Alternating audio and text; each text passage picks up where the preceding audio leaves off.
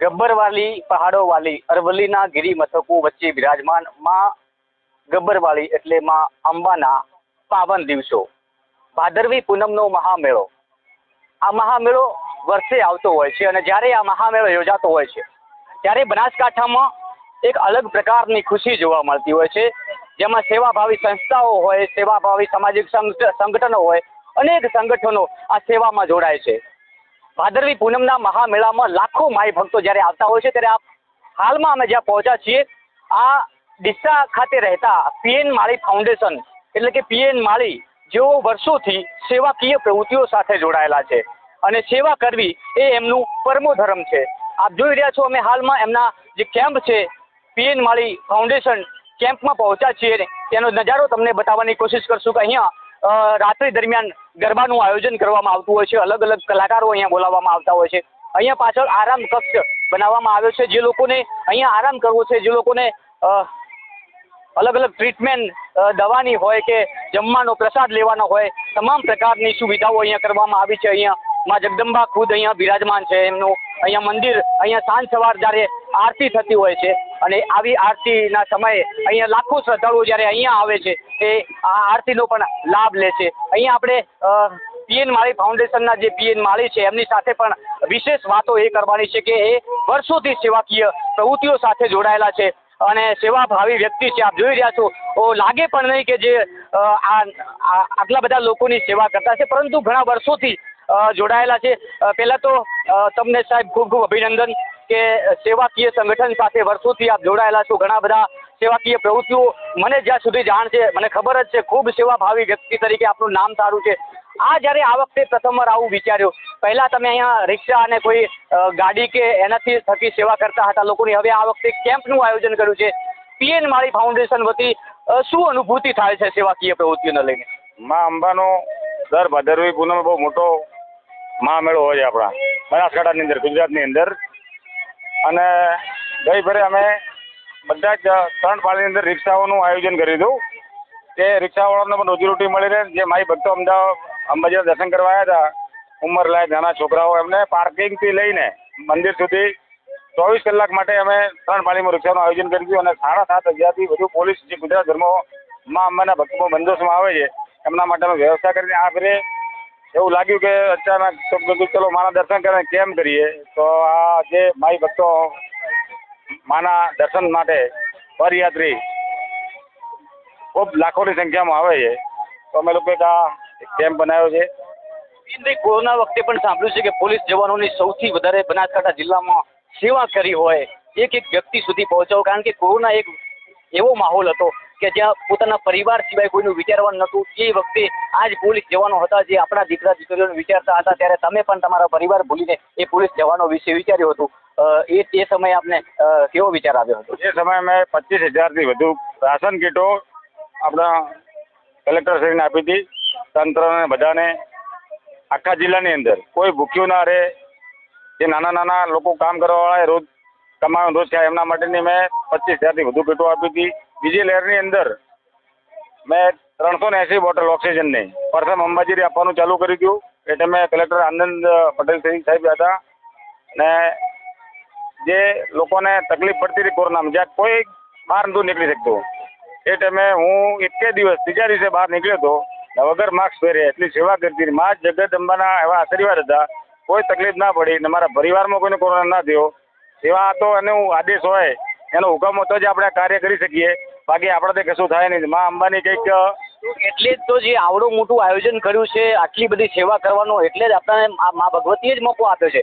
આ મોકા કોઈ બીજું ન આપી શકે. કુદરત અને ભગવતી સિવાય આપણી તાકાત નથી. 100% હું તમારી વાતને સંમત છું. ત્યાંના આદેશ હોય, એનો હુકમ તો જ થાય, બાકી આપણે અહીંથી બહાર નીકળીને પગમાં નાનો કાંટો વાગે તો આપણે 15 દિવસ માટે ઘરે રોકાવું પડે છે. એ પાકી જાય તો લાખોની સંખ્યામાં સેવા કરવા મને મોકો આપ્યો છે.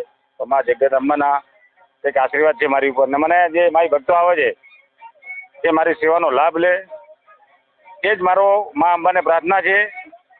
ને કેટલાક બી કોઈ જ્યાં સેવાકીય લોકો આવે છે, બધા કેટલાય લોકો મિત્રો પણ મને અહીંયા અમારી ટીમની અંદર, મારી ટીમ મોટી છે, એ લોકો પણ સેવામાં એમને મા અંબેમાં એમની પણ મનોકામના પૂરી કરે. જેટલા માઈ ભક્તો ગુજરાત ભરતી રાજ્ય સંતે બી લોકો અહીંયા આવે છે, તેમને બી મા જગત જનની અંબા એમની મનોકામના બધાની મનોકામના પૂરી કરે એવી જગત અંબાને જનને હું પ્રાર્થના કરું છું.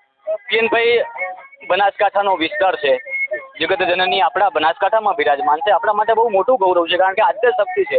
51 શક્તિપીઠનું આ મહાન મંદિર છે અને એ પણ ઐતિહાસિક મંદિર છે. હવે એ આપણા જિલ્લામાં છે તો આપણને વિશેષ ગૌરવ હોવું જોઈએ.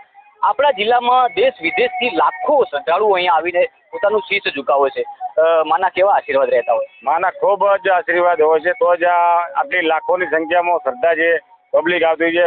લાસ્ટ યર અમે જે રિક્ષાઓનું કર્યું તો એ તમે અમને ખબર છે 60 લાખથી વધુ લોકોએ દર્શન કર્યા હતા. શ્રદ્ધા છે માતાજીની અને જગત જનની, જેને આપણે સાચા મનથી ન્યૂ સવારથી કામ કરીએ તો જગત જનની માનો હાથ હોય છે. સાહેબ, આ રિક્ષાઓ અમે કલેક્ટર શ્રીએ બન્નીવાલ સાહેબ કલેક્ટર હતા, એમને કીધું કે આ રિક્ષાઓનું શું થશે, આટલું મોટું કેડી ના ચાલે એટલી ટ્રાફિક હોય છે અંબાજીમાં, આપણને બે અનુભવ છે. પણ મેં 150 રિક્ષાઓ પરચેઝ કરી હતી પર ડેના 1000 રૂપિયા ને એમને યુનિફોર્મ આપ્યું હતું. 150 રિક્ષાઓમાંથી 8 દિવસ રિક્ષાઓ ચાલી હતી, કોઈને પણ ક્યાં ટચ નહીં થઈ. એક પણ પબ્લિકને કંઈ અડવું બિલકુલ કંઈ નહીં, એક્સિડન્ટ ના થયો. એ મા જગત જનની એની રહ્યા તો જ થાય ને. એક માતાજીનું મારે એવા લોકોને સંદેશ આપવો છે કે જેમને સેવા કરવામાં સંકોચ થતો હોય છે, પરંતુ સેવા એ જ પરમો ધર્મ હોય છે.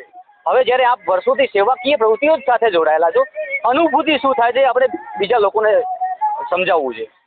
સેવાના અનુભવ હું પહેલી વખત જ્યારે 2015-16ની અંદર જ્યારે પૂર આવ્યું, 15-17માં સોરી, એ ટાઈમે મારા મિત્રો સંગાતે અમે 1 કરોડ ને 11 લાખ રૂપિયા ટેટોડા ગૌશાળામાં આપ્યા હતા. પછી એ દરમિયાન મેં મારા સ્ટોર ઉપર 15 કે 20 દિવસ રામ રોટી ચાલુ કરી હતી ને લાખોની સંખ્યામાં કેટલી ટ્રકો ભરી ભરીને પાણીની બોટલો, બિસ્કિટ જે કોઈ હતું બધાને આપ્યું. એના પછી મને માનસિક થોડુંક મજા આવી તો મેં ફરી બીજી વખત જ્યારે આ કોરોનાનો મહામારી આવી, કોરોના મહામારીમાં સાહેબ કોઈ બહાર નહોતું નીકળી શકતું અને કોઈ પણ નીકળતું. એ ટાઈમની અંદર મારી પાસે બધાના જે વિડીયોઝ બી છે, લોકોની સેવાના કરતા પણ વિડીયોઝ છે.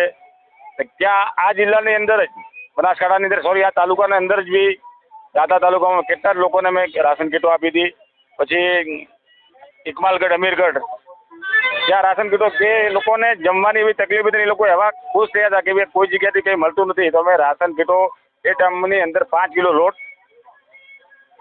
5 કિલો બટેટા, તેલ, ખાંડ, ટોટલ એમની કીટ આખી ફૂલ રાશન કીટ આપી હતી. એ લોકોને ખૂબ સંતોષ મળે, એનાથી બી અમને માનસિક ખૂબ શાંતિ દીધી. મહત્વની વાત કરી તમે કે સેવા પરમો ધર્મ છે, સેવા કરીએ તો જે ભગવાન છે આપણી માનસિક સંતુલન વધારે કહી શકાય કે જે સંતુલન છે ઘણાના બગડી જતું હોય છે.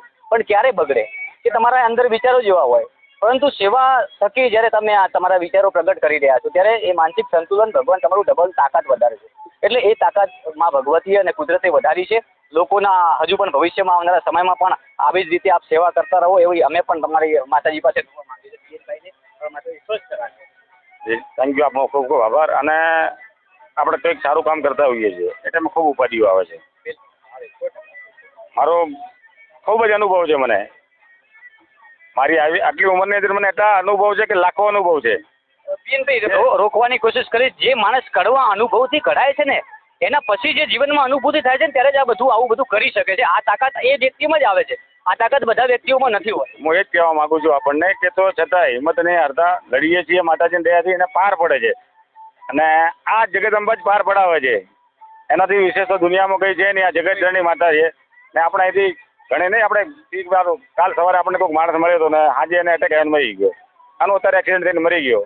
તો એ કર્મને આધીન હોય છે બધું. પણ આપણે સેવા કરીએ છીએ ને જે સેવા કરવાનો મા જગતમાં અંબાએ મને મોકો આપ્યો છે ને મા અંબાને પ્રાર્થના કરું છું કે કદાચ હું જીવું ત્યાં સુધી મને આવો મોકો આપે. એ મા જગતજનને પ્રાર્થના છે મારી. Thank you. બિલકુલ, જીવો ત્યાં સુધી એવું જીવન જીવો કે બીજાના માટે જીવો.